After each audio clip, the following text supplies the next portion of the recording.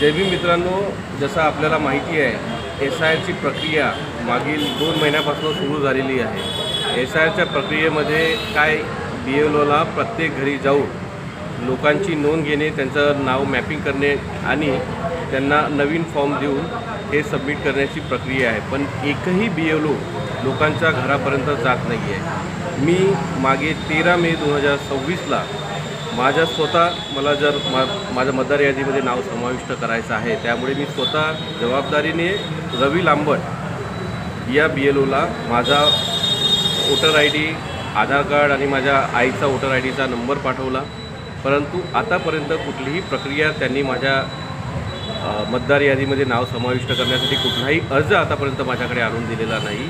आणि मी वारंवार यांना फोन केल्यानंतर आज येतो, उद्या येतो, ही जबाबदारी आज मला माहिती आहे माझ्या मताचा काय उपयोग होऊ शकतो।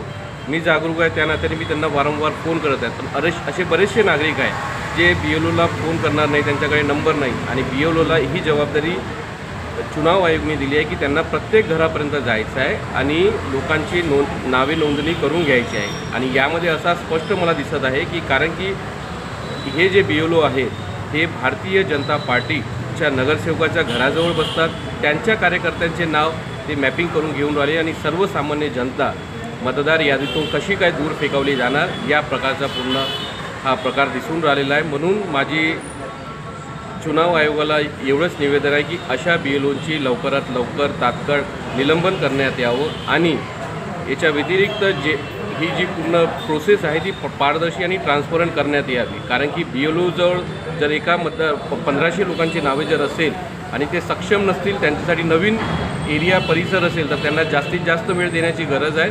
कारण की ही महाराष्ट्रामध्ये आता इलेक्शनला टाईम आहे, ही प्रोसेस आणखी लांब करायला पाहिजे, पण प्रत्येक मतदाराच्या घरापर्यंत BLOने जाणे गरजेचे आहे। नमो बुद्धाय, जय हिंद।